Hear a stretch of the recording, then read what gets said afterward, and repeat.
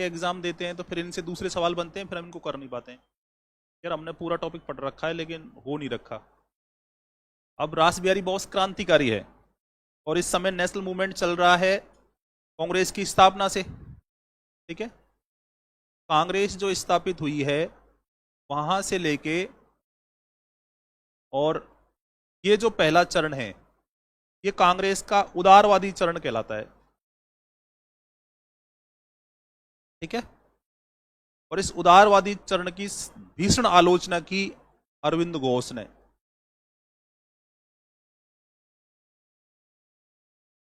जब इन्होंने वो एक आर्टिकल छापा,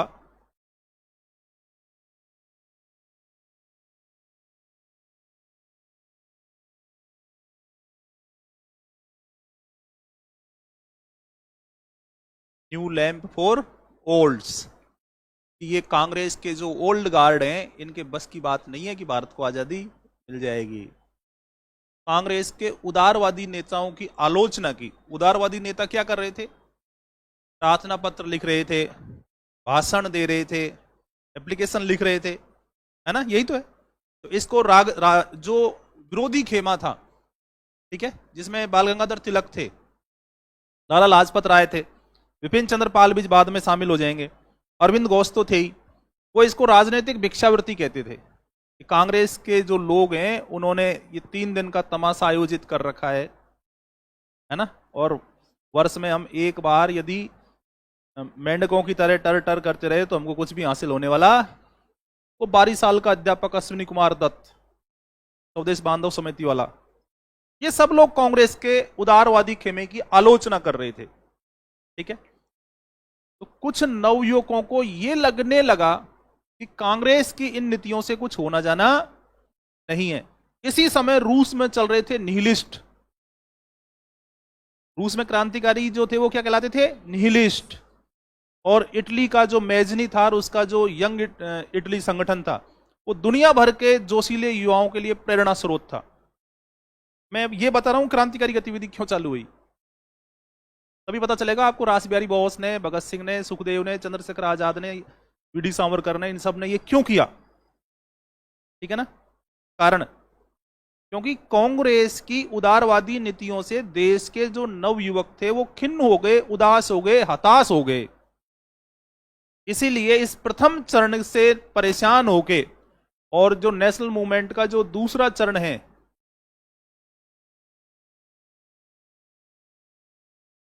ये गरमपंथी चरण कहलाता है ना, जिसमें लाल बाल पाल की त्रिमूर्ति फेमस हो जाएगी।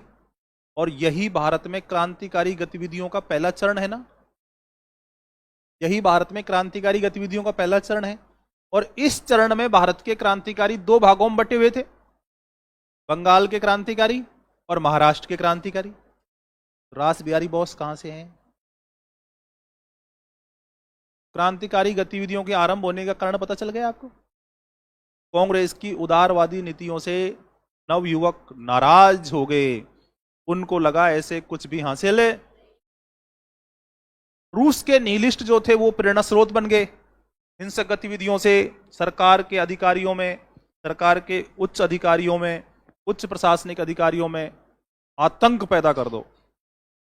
ठीक है, जो निहिलिस्ट थे उन्होंने तो जार की हत्या कर दी।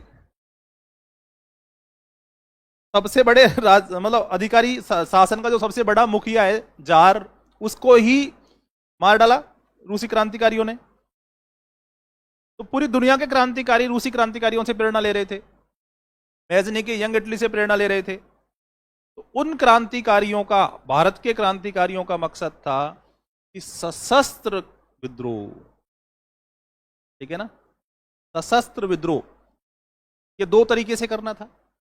पहला काम, सरकार के उच्च अधिकारियों की हत्या कर दो, उसमें आतंक पैदा कर दो।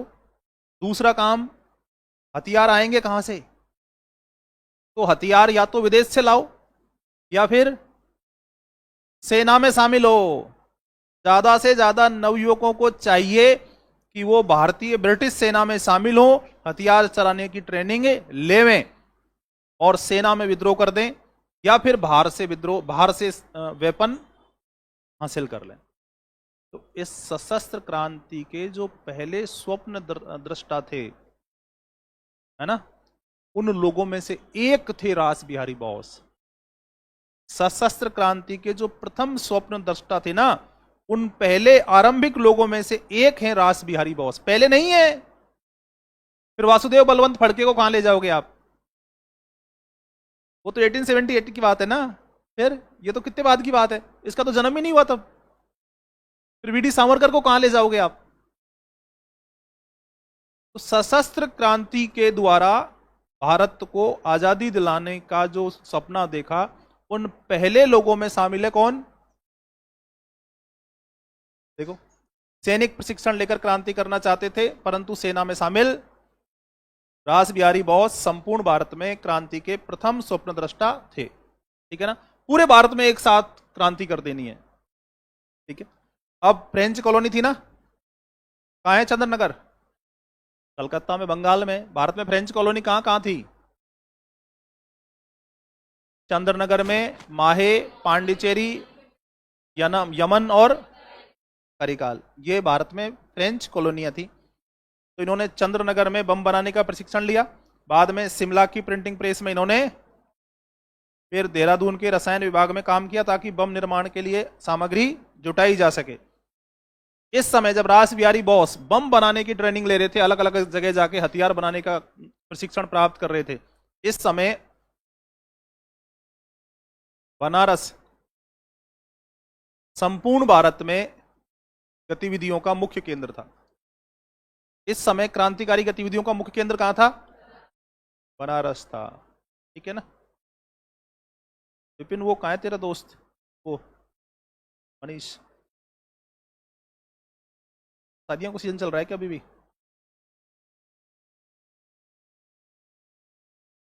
तो यार अभी से लोग शादियों में बुला रहे हैं, फिर बाद में तो तुम्हारे लिए रथ भेजेंगे। क्यों नहीं भेजेंगे? या फिर तुम अभी इसलिए शादियों में जाते हो कि यार अभी चल चले, फिर बाद में कोई पता नहीं बुलाए या ना बुलाए? ऐसा भी संभव है? क्यों प्रियंका, ऐसा ही है? क्या पता।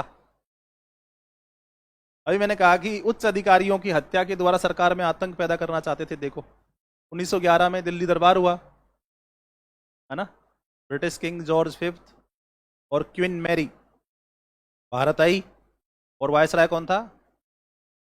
Lord Harding second. उसने दिल्ली में एक भव्य दरबार लगा के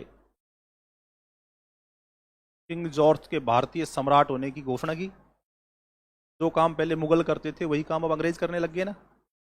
और उसी दरबार में कहा गया कि बंगाल विभाजन रद्द है और भारत की राजधानी कहाँ लाई जाएगी? कलकत्ता से। तो 1912 में दिल्ली दरबार के अगले वर्ष राजधानी कहाँ आ गई?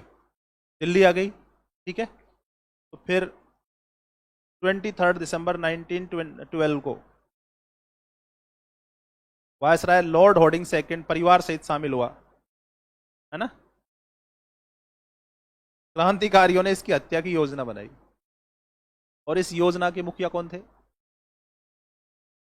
रास बिहारी बोस। इसके ऊपर बम फेंका कहां? दिल्ली के चांदनी चौक में।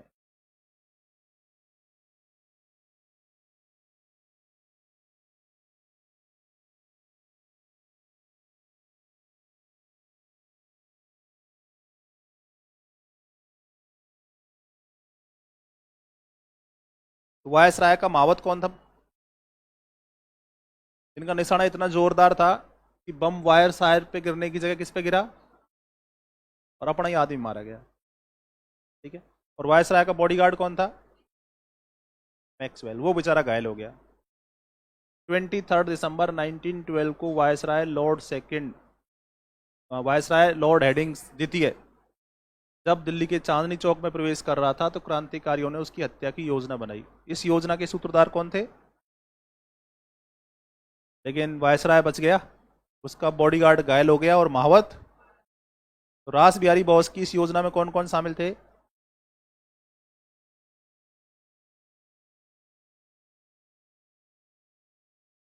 अपना भी एक आदमी शामिल है। ठीक है, इसके बाद रास बिहारी बोस कहाँ चले गए और जोरावर सिंह बारट कहाँ चले गए? अमरचंद बैरागी बन के भूमिगत हो गए और शेष सैन्य को अंग्रेजों ने पकड़ लिया। ये खूब पूछा जाता है, दिल्ली बम कांड में कौन कौन शामिल थे? कौन कौन शामिल थे? ये बसंत कुमार जो विश्वास था ना, ये जो बसंत कुमार विश्वास था, इसकी हाइट थी 6 फीट से ज्यादा, तो बम फेंकने की जिम्मेदारी इसे दी गई थी, ठीक है, कि भाई तू सही निशाना लगाएगा। लेकिन जोरावर सिंह बारट ने बहुत टाइम बाद अपनी भतीजी को ये बात बताई थी कि होर्डिंग पर बम मैंने फेंका था। रास बिहारी बोस ने बम फेंकने की जिम्मेदारी किसको दी थी? बसंत कुमार विश्वास को दी थी। लेकिन जोरावर सिंह बारट ने अपनी भतीजी को बताया बहुत बाद में, 1930 के दशक में, अपनी मौत से 1-2 साल पहले, कि वायसराय के ऊपर बम मैंने फेंका था, ठीक है। अब रास बिहारी बोस ने लोगों में स्वतंत्रता की भावना उत्पन्न करने के लिए किस नाम से पर्चा छापा? लिबर्टी के नाम से पर्चा छापा, ठीक है।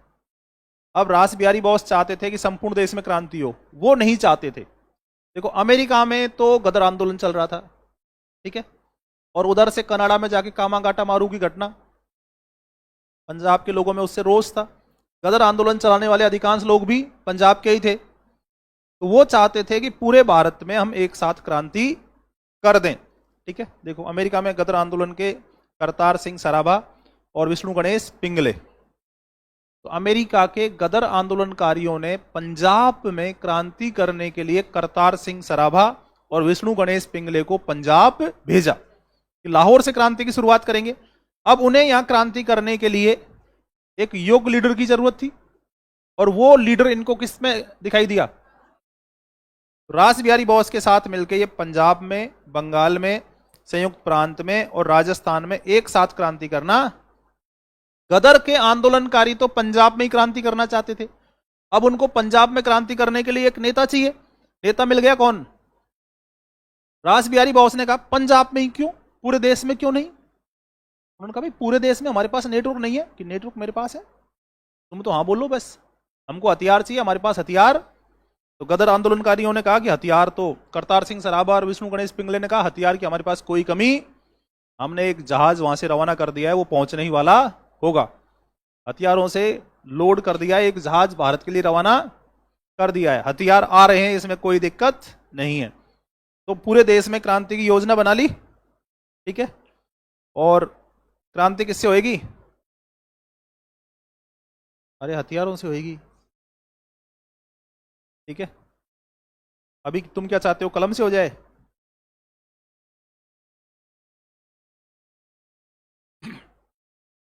राजस्थान में इसका उत्तरदायित्व किसको सौंपा? ठीक है ना। लेकिन ये जो अपने क्रांतिकारी थे, इनमें अंग्रेजों का एक जासूस था, कौन? कृपाल सिंह। कृपाल सिंह ने ये जानकारी किसको दे दी? तो अंग्रेजों को वक्त से पहले ही पता चल गया। 21 फरवरी 1915 को 21 फरवरी 1915 को एक साथ क्या योजना बन रही है? क्रांति की योजना बन रही है, ठीक है ना। तो क्रांतिकारी पकड़ लिए गए, पिंगले को, और वो जहाज जो अमेरिका से रवाना हुआ था हथियार लिए, उसे रास्ते में ही रोक लिया गया। पहले हो गई क्रांति। अंग्रेजों को यह भी पता चल गया कि इन सब के पीछे मुख्य आदमी कौन है? रास बिहारी बोस है। तुमने इसका तारीख नहीं लिखी क्या? एक साथ क्रांति कब हुई थी? 21 फरवरी 1915 को। तारीख लिखी हुई है उसमें? फिर ठीक है, तो मुझे लगा इसमें तारीख नहीं लिखी हुई है। अब अंग्रेजों को पता चल गया कि इसमें मुख्य सूत्रधार एक तो गदर के नेता हैं वो, तो यहां पिंगले को पकड़ लिया और उसे फांसी दे दी, ठीक है ना। इसके बाद ही तो लाला हरदयाल न्यूट्रल हो जाएंगे। अब रास बिहारी बोस को पकड़ने के लिए देखो ये बात आ गई, वायसराय के ऊपर बम फेंकने की जिम्मेदारी किसको दी थी? वो षड्यंत्रकारी थे, सारे पकड़ लिए थे, केवल उसमें जोरावर सिंह बारट नहीं पकड़ा गया था। वही कह दी मैंने आपको, बात है ना, ध्यान रखनी है। ये दिल्ली बम कांड में कौन कौन आरोपी थे और उनमें से कौन पकड़ में नहीं आया? जोरावर सिंह बारट और रास बिहारी बोस, ठीक है। तो रास बिहारी बोस को पकड़ने के लिए कितने रुपए का इनाम घोषित रख किया? 1915 में 12,000। अगर उस जमाने में तुम्हारे पास 12,000 होते प्रियंका, तो फिर पढ़ने की क्या जरूरत थी? 12,000 में अपन जयपुर आधे से ज्यादा, प्रियंका से ही कह रहा हूं मैं। अगर उस जमाने में अपने पास 12,000 रुपए होते तो घर क्यों रहते? आधा जयपुर खरीद लेते, यहाँ रहते, तब भी वहीं रहते क्या? इससे ना झुंझुनू छोड़ने से मना कर दिया कि मैं वहीं। क्या कमी है इस जयपुर में? अपने भी अच्छा नहीं है तो ये करिए, कोई कमी नहीं है, सब बढ़िया है, ठीक है। अब ये सुबह मतलब वो वहाँ ऊपर से रूम पे से कितने दिन बाद धरती पे आती है नीचे? दूध तो कुरियर से मंगा रही है, फिर ठीक है। तो अब रास बिहारी बॉस को पता चल गया कि भाई अपनी अब गिनती के दिन बाकी हैं और अपनी पार पड़ेगी नहीं, और ये जो गोरे हैं ये अपने को छोड़ेंगे नहीं, ठीक है। अंग्रेज कह रहे हैं कि जब तक तोड़ेंगे नहीं तब तक छोड़ेंगे नहीं, ऐसे।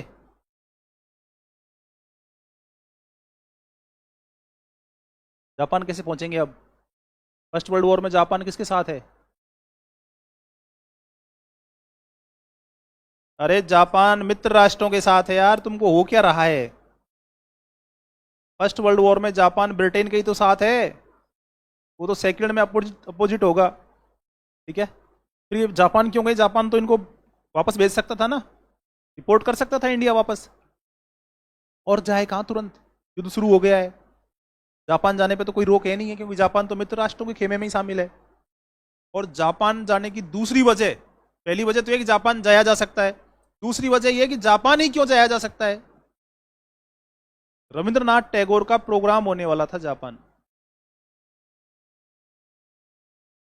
जापान में किसका प्रोग्राम होने वाला था? तो ये रविंद्रनाथ टैगोर के नातेदार का भेष बनाए, प्रियनाथ टैगोर का क्या भेष बनाए?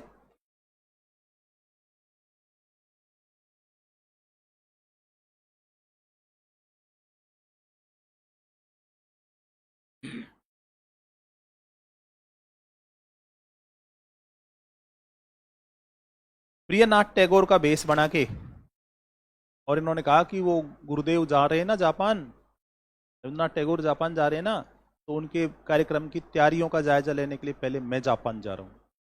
अब कौन रोकेगा? कोई भी नहीं रोकेगा ना। इस तरह ये जापान चले गए। सुभाष चंद्र बोस का तो नाम याद रखते हो आप सारे? पहले वो इंश्योरेंस एजेंट का भेष बनाया, बाद में वो ऑरलैंडो के पासपोर्ट पर, है ना। रास बिहारी बोस का क्यों नहीं याद करते हो भाई? है ना, वो तो जापान में जाके होंगे ना, भारत से भेष बना के भागे थे ना, तो किस नाम से भागे थे? जापान में रास बिहारी बोस पहुंच गए जापान, ठीक है। तो जापान में रहकर इन्होंने अपना नाम क्या रख लिया? पूछ लिया ये यूजीसी नेट ने। भारत के किस एक क्रांतिकारी ने जापान में जाकर अपना नाम हयाची इचिरो रख लिया था? किसने रख लिया? रास बिहारी बोस ने रख लिया, ठीक है। तो जापान में भी तो राष्ट्रवादी समूह था, जैसे भारत के क्रांतिकारी थे ऐसे जापान में भी थे, और वो उनका नाम क्या था? Black dragon society. और इसका प्रमुख कौन था? तोयामा। ये उसके घर में छिपे रहे कई सालों तक, ठीक है। और जब एक निश्चित समय पूरा कर लिया इन्होंने जापान में रहने का, तो फिर ये जापान के नागरिक बन गए और इन्होंने जापानी लड़की से विवाह कर लिया। विवाह किससे किया था इन्होंने पता है? ये सोमाया परिवार की बेकरी थी, एक बेकरी, ये तुम जाए ये फूड खाते हो, फास्ट फूड, ठीक है। बेकरी का नाम क्या था? ये मैंने जनरली ऐसे ही बताया है, आपको याद नहीं रखना। ये बेकरी अभी भी है जापान में, तो भारतीय लोग जो जापान घूमने जाते हैं वो यहाँ इस बेकरी पे भी जाते हैं। अब तो ये राष्ट्रीय प्रतीक हो गया ना। रास बिहारी बोस इस बेकरी में रहे थे कई सालों तक, और यहाँ इस बेकरी में रहते हुए भारतीयों को तो क्या है, वो करी बनाने में बहुत आनंद आता है ना। कड़ी जानते हो ना, समोसा भी खाएंगे कड़ी के साथ, कचौरी भी खाएंगे तो कड़ी के साथ रोटी भी खाएंगे तो चलो कुछ नहीं है तो वैसे ही कड़ी पी लेते हैं, नहीं आटा, है ना। फिर वो एक त्योहार आता है कि चलो बाजरा कड़ी खा लेते हैं, अन्नकूटा, कितने सारी है। तो कड़ी तो अपने हिंदुस्तान में क्या है, फेवरेट है। तो इन्होंने वहां कड़ी बना ली, और जब कड़ी वहां उन्होंने अपने ग्राहकों को परोसी तो ग्राहक इतने ज्यादा मतलब वो हो गए कि यार अब तो हमको क्या चाहिए। तो ये नाकामुराया बेकरी का सबसे फेवरेट वो क्या हो गया उत्पाद, कड़ी। और वो कड़ी किसने बनाई थी, आज भी नाकामुराया बेकरी की सबसे फेवरेट डिश क्या है, इंडियन करी। अब सोमया परिवार ने देखा कि यार इस व्यक्ति ने अपने शरण ले रखी है, अपनी दुकान चला दी इसने बढ़िया, ठीक है। तो फिर उन्होंने देखा कि यार पूछा इससे कि शादी हो गई कि तेरी, उसने कहा नहीं नहीं अभी शादी नहीं हुई है, मैं जीआरएफ के इंतजार में हूँ। जीआरएफ हो जाए तो असिस्टेंट प्रोफेसर भी मैं बन जाऊं, फिर शादी करूंगा, ऐसे प्रियंका।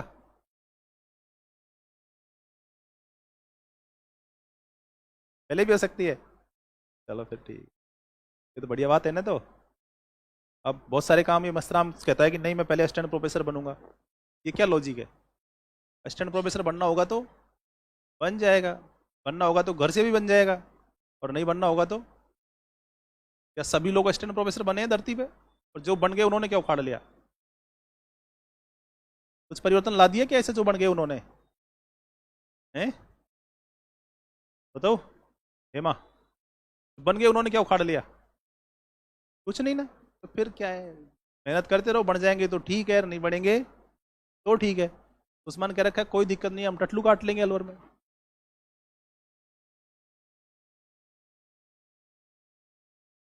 अभी नहीं काटा क्या? तो अभी तो जीवन शुरू हुआ है भाई, जब कुछ भी नहीं मिलेगा तो फिर तो करना ही पड़ेगा ना कुछ तो। अब जब अभी है व्यवस्था है तो कोई दिक्कत वाली बात नहीं है। भाई मरता आदमी क्या नहीं करता, लाओ त्से ने क्या कहा था, भाई इसने चोरी क्यों की है ये भी तो देखो एक बार, तुम तो केवल इसे चोरी करने के अपराध में दंड दे रहे हो, ठीक है ना। तो पहला शिकार ये मीना, है ना, सही है ना। तो इसमें मीना ऐसा कैसे हो गई है, मदद की तुमने इसकी,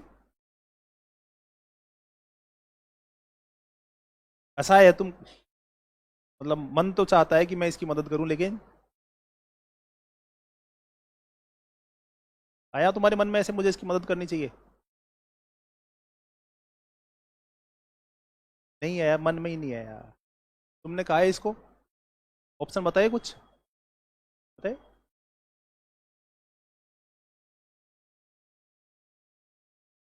तो उसमें कह रही है ये खुद की लड़ाई है, ये खुद की जंग है जो खुद को ही लड़नी पड़ेगी, ठीक है। फिर ठीक है। तो फिर अब रास बिहारी बॉस ने इंडियन करी बनाना सिखा दिया है, दुकान बढ़िया चलने लग गई है, ग्राहकों की कोई कमी नहीं है। तो सोमया परिवार ने अपनी बेटी रास बिहारी बॉस को दे दी, ठीक है ना।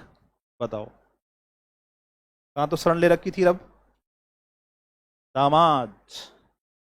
इसके बाद ही इन्होंने अपना नाम हियाची इचिरो रखा है, तभी तो इसके बाद ही इनको नागरिकता मिलेगी, है ना। ये सब बाद की बातें हैं, शादी हो गई, अब जापानी नागरिक बन गए, है ना, और नाम बदल लिया।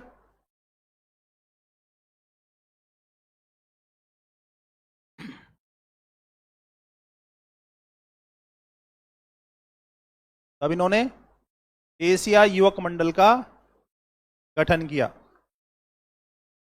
इन्होंने एक बार कहा था गांधी ऐसे व्यक्ति हैं जिनका मैं सम्मान करता हूं, परंतु वे भारतीय संत हैं और कल के व्यक्ति हैं, जबकि सुभाष चंद्र बोस, ठीक है। तो इस समय सेकेंड वर्ल्ड वॉर शुरू हो चुका था, उसके बादल मंडराने लग गए थे कि बस युद्ध होने ही सुभाष चंद्र बोस यहां से पलायन कर गए थे भारत से, और अफगानिस्तान से ताशकंद होते हुए कहाँ पहुंच गए, जर्मनी पहुंच गए थे। जर्मनी ले जाओगे ना पहले, तो डायरेक्ट जापान ले आओगे, ठीक है। जापान में कौन था, जनरल तोजो। यदि जापान विजयी हुआ वर्ल्ड वॉर में तो भारत को स्वतंत्रता और जापान ने अपनी सैन्य शक्ति के बल पर दक्षिण पूर्वी एशिया में फतेह हासिल, सिंगापुर जीत लिया उसने। और ब्रिटिश सरकार के जो भारतीय सैनिक युद्धबंदी थे वो किसको सौंप दिए? रास बिहारी बोस को। जापान ने गेम खेला, जापान ने कहा यदि इस वर्ल्ड वॉर में हम विजयी हुए तो भारत को आजादी दे देंगे। देखो, प्रथम विश्व युद्ध में जापान किसके साथ था? मित्र राष्ट्रों के साथ था, इंग्लैंड और फ्रांस के साथ था। जबकि द्वितीय विश्व युद्ध में रोम, बर्लिन, टोक्यो धुरी बन गई, धुरी राष्ट्र, एक्सिस पावर। रोम यानी इटली, बर्लिन यानी जर्मनी और टोक्यो यानी किसके खिलाफ? ब्रिटेन, रूस। ब्रिटेन, रूस और फ्रांस के खिलाफ। बाद में अमेरिका भी शामिल हो जाएगा। तो जनरल तोजो ने भारतीयों का समर्थन हासिल करने के लिए कहा है कि यदि हम युद्ध में विजयी हुए तो भारत को आजादी दे दी जाएगी। और जापान ने पूरे दक्षिण पूर्वी एशिया को जीत लिया। एक एक करके उसने सिंगापुर, मलाया नहीं Malaysia, Thailand, Indonesia, Vietnam, Cambodia, Laos, Burma सब जीत लिए, कुछ भी नहीं छोड़ा उसने। ठीक है, सिंगापुर जब उसने जीता तो ब्रिटिश सेना के जो सैनिक युद्धबंदी बनाई उनमें भारतीय सैनिक भी तो थे, तो वो भारतीय सैनिक किसको सौंप दिए? रास बिहारी बोस ने इन सैनिकों को शामिल करके सितंबर 1942 में क्या बनाई? Indian independence league. और इसका कमांडर किसको बनाया? मोहन सिंह को। और खुद इसके क्या बने? अध्यक्ष बने। तो रास बिहारी बोस ने समर्थन जुटाने के लिए, देखो ये सवाल है, बैंकॉक, टोक्यो और बीदादरी में सम्मेलन किए। रास बिहारी बोस ने इंडियन इंडिपेंडेंस लीग के लिए समर्थन जुटाने के लिए कहां कहां सम्मेलन किए? बैंकॉक, टोक्यो और बीदादरी में सम्मेलन किए। रास बिहारी बोस ने जनरल तोजो को समझाया कि सुभाष चंद्र बोस को यहां आमंत्रित किया जाए। रास बिहारी बोस ने जनरल तोजो को समझाया कि अब हमें यहां किसको बुलाना चाहिए? सुभाष चंद्र बोस की भारत में अपील थी। सुभाष चंद्र बोस जब यहां आएंगे, लोगों से इंडियन इंडिपेंडेंस लीग में शामिल होने का आह्वान करेंगे तो हमको ज्यादा समर्थन मिलेगा। इसी समय मैंने इन दिनों वीडी सावरकर की आत्मकथा, वीडी सावरकर की जीवनी पढ़ी है, विक्रम संवत ने लिखी है, दो पार्ट में। ठीक है, उसमें उस किताब में रास बिहारी बोस का पत्र नत्थी है, नत्थी यानी लगा हुआ है। रास बिहारी बोस ने पत्र भेजा जापान से वीडी सावरकर को, यानी कुछ पक रहा था रास बिहारी बोस, वीडी सावरकर और सुभाष बाबू के बीच। वीडी सावरकर उन पहले लोगों में शामिल थे जिन्होंने ये ख्वाब देखा कि भारत को आजादी दिलाने के लिए विदेशी आवश्यकता की जरूरत है। ये ख्वाब काउर ने देखा था इटली में। इटली के एकीकरण के लिए ऑस्ट्रिया को निकालना जरूरी है, और ऑस्ट्रिया को तभी निकाला जा सकता है जब विदेशी शक्तियां इटली की सहायता। वीडी सावरकर यही काम इंग्लैंड में कर रहे थे, लेकिन वो पकड़ लिए गए और उनको 11 साल सेलुलर जेल में, 3 साल रत्नागिरी जेल में और 14 साल रत्नागिरी में नजरबंद रखा। कितने हुए ये? 27 साल। कितने साल हुए ये? और अहिंसक और सत्याग्रह आंदोलन की दुहाई देने वाले लोग जब 2-2, 3-3 महीने जेल में रह के आए थे, वो राष्ट्र नायक बन गए। ठीक है ना? तो वीडी सावरकर, रास बिहारी बोस और सुभाष बाबू के बीच अंतरराष्ट्रीय सहायता लेके और अंग्रेजों को भारत से बाहर खदेड़ने का कुछ मामला पक रहा था। इस पत्र है, अब क्योंकि पत्र में सारी बातें नहीं लिखी जाती ना, वो सेंसर होके आएंगे, ब्रिटिश खुफिया अधिकारी उनको पहले पढ़ेंगे, तो वहां तो साधारण बातें लिखी जाती है ना, लेकिन उन साधारण बातों के पीछे मैसेज रहता है ना। रास बिहारी बोस ने लिखा, वीडी सावरकर, आपने भारत की मातृभूमि के लिए जो योगदान दिया है, मैं उससे बहुत ज्यादा प्रभावित हूं और मैं आपको नमन करता हूं। ठीक है, तो रास बिहारी बोस ने जनरल तोजो को समझाया कि सुभाष बाबू को जापान बुलाओ। ठीक है, तो सुभाष बाबू फिर जर्मनी से रवाना होंगे। सुभाष बाबू के जर्मनी से रवाना होने के पीछे एक कारण यह था कि जर्मन इस समय स्टुटगार्ड की लड़ाई में रूस से हार चुके थे। तो जर्मनी से भारत को जो भी उम्मीदें थी वो धराशायी हो चुकी थी। तो वो जर्मन यू बोट्स है ना, उसमें बैठ के कील बंदरगाह से, उनके साथ कौन थे, यहां पहले सुमात्रा पहुंचे। कहां पहुंचे थे? कितना रिस्क लिया सुभाष बाबू ने अपने जीवन का, मतलब जीवन दांव पर ही। अगर वो यू बोट्स ब्रिटिश हमले का शिकार हो जाती तो इतिहास में कभी पता नहीं चलता कि सुभाष बाबू का क्या हुआ। ठीक है ना। लेकिन जिन लोगों ने अपना जीवन राष्ट्र के लिए अर्पित कर दिया था वो कभी किसी तनाव में नहीं रहते थे। कोई दिक्कत नहीं है, जीवन चला जाएगा, क्या है, राष्ट्र पहले है और जीवन बाद में है। और अपने लिए नहीं, सलेक्शन पहले है, राष्ट्र जीवन गया भाड़ में। कोई हमको कैसे भी पर्चा दे दे, कुछ भी करके, कल तक जो जेल की सलाखों के पीछे थे वो अब वापस वहां इंस्पेक्टर की पोस्ट पे बैठे हैं। बेल मिल गई ना, माहौल बना दिया पूरा, ये कर देंगे वो कर देंगे, ऐसे कर देंगे वैसे कर देंगे, बुआ के मूंछ लगा देंगे, चाचा को बुआ कह देंगे, नहीं, सब कर दिया ना। रिजल्ट क्या रहा? जीरो। जनता की याददाश्त कमजोर होती है। माहौल बना लिया पूरा जोरदार, अब सब शांत। और ये कितनी बड़ी विडंबना है कि कल जो जेल की सलाखों के पीछे थे अब वो थाने में बैठे हैं। पर क्या है, कैप्टन मोहन सिंह को लगा कि यार जापानियों की कथनी और करनी में फर्क है। अरे इंडियन इंडिपेंडेंस लीग के सेनापति है ना ये, तो इनको लगा कि इनकी कथनी और करनी में फर्क है, तो इन्होंने विद्रोह कर दिया। जापानियों ने तुरंत इसको कैद कर लिया। सैनिक थे ना ये, तो इनका दिमाग इतना ही चलता था। ये तो रास बिहारी बोस और सुभाष बाबू को भी पता था कि जापानी इरादे नेक, लेकिन क्या विकल्प क्या था, तो वो उनकी सहायता से जितना कुछ हासिल कर सकते थे उतना हासिल कर रहे थे। तो फिर रास बिहारी बोस ने इसके संचालन के लिए एक समिति बनाई जिसमें A D Lokanathan, M H Kiani, A K Bhonsle और एहसास कादरी। ठीक है। और एहसास कादरी विभाजन के बाद पाकिस्तान चले गए, और इस एहसास कादरी का ही बेटा था जनरल अयूब खान। हाँ, जनरल अयूब खान, जो तानाशाह बनेगा बाद में पाकिस्तान में। ठीक है।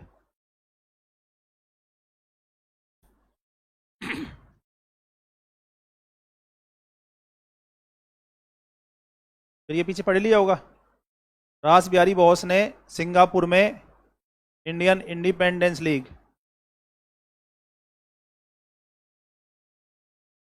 सिंगापुर में इंडियन इंडिपेंडेंस लीग का नेतृत्व किसको दे दिया, और खुद इसके क्या बन गए? तो रास बिहारी बोस ने जापान में रहते हुए कई सारी किताबें लिखी, और सम्राट ने देश का दूसरा, इन्होंने कहा था संसार में नया युग, सत्य और शांति स्थापना का दायित्व अब किसका है? भारत का है। सुभाष बाबू को रास बिहारी बोस ने इंडियन इंडिपेंडेंस लीग का नेतृत्व कहां सौंपा? सिंगापुर में। सुभाष बाबू ने इसका नाम बदल के आजाद हिंद फौज रख दिया। ठीक है ना। और बाद में जापान में ही जनवरी 1945 में इनका निधन हो गया। ठीक है ना। तो विदेश में जिनका निधन हुआ उसमें रास बिहारी बोस, श्यामजी कृष्ण वर्मा, मैडम भिखाजी कामा, लाला हरदयाल, वीरेंद्र नाथ चट्टोपाध्याय, ये वो लोग हैं जिनका विदेशों में निधन हुआ। किस किसका हुआ?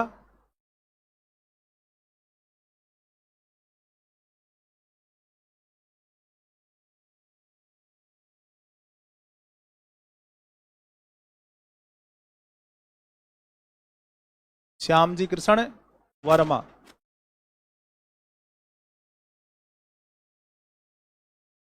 लाला हरदयाल, मैडम भिखाजी कामा,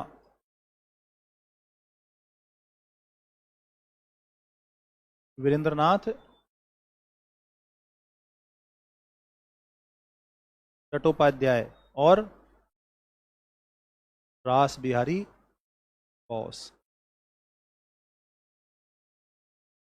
ये वो क्रांतिकारी हैं जिनके विदेश में, जिसमें श्यामजी कृष्ण वर्मा का निधन 1930 में हुआ था और रास बिहारी बोस का निधन, इससे हो जाएगा आपका सवाल। पहला निधन श्यामजी कृष्ण वर्मा का और आखिरी निधन रास बिहारी बोस का।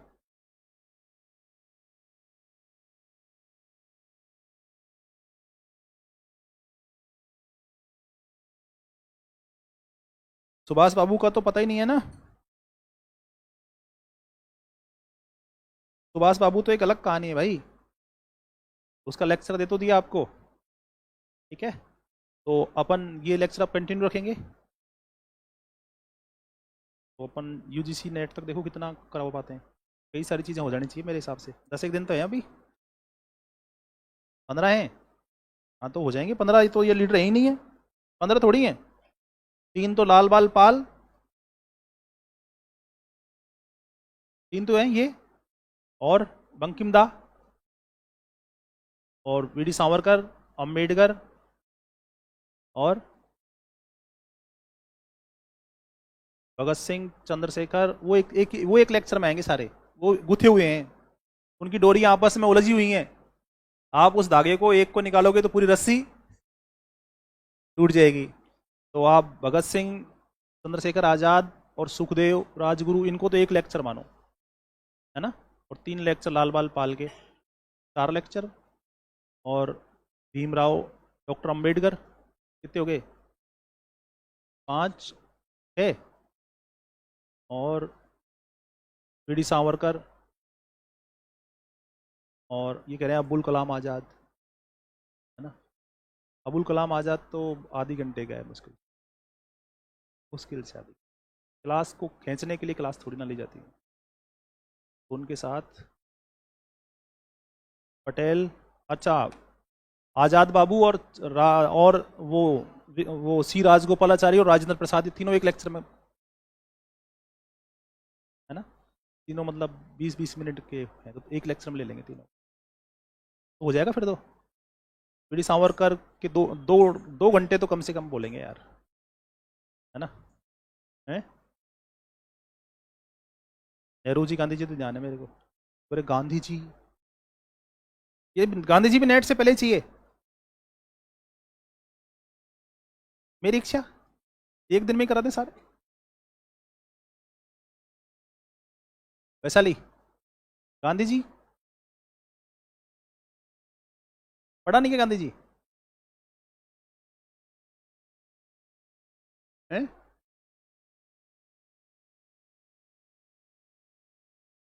अच्छा, प्रमुख व्यक्तित्व तो हो जाएंगे लोग, ठीक है। गांधी जी का क्या करें।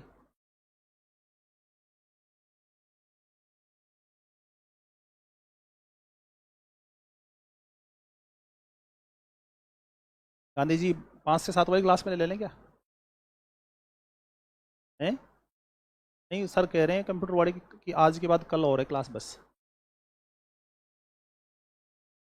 है ना।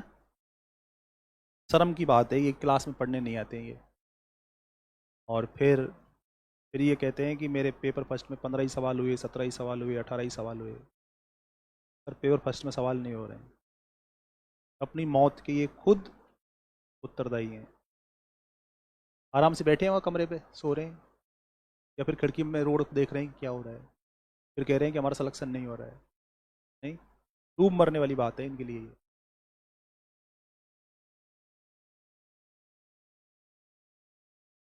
नहीं है, क्यों नहीं पढ़ने आ रहे क्लास में। जो तुमको नहीं आता है वो उसमें तुमको माथाफोड़ी करनी पड़ेगी ना। आईसीटी तो तुम इसलिए भी सीख लो कि कंप्यूटर चलाते हो तुम, मोबाइल चलाते हो तुम। फिर कहते हैं मेरे को तैयारी करते हुए 5 साल हो गए, मैं डॉक्टर अम्बेडकर के साथ से पढ़ रहा हूँ, उन्होंने इतनी डिग्रियाँ ले ली और मेरे से अब तक एक पीएचडी नहीं हो रही है। नहीं, शर्म की बात है।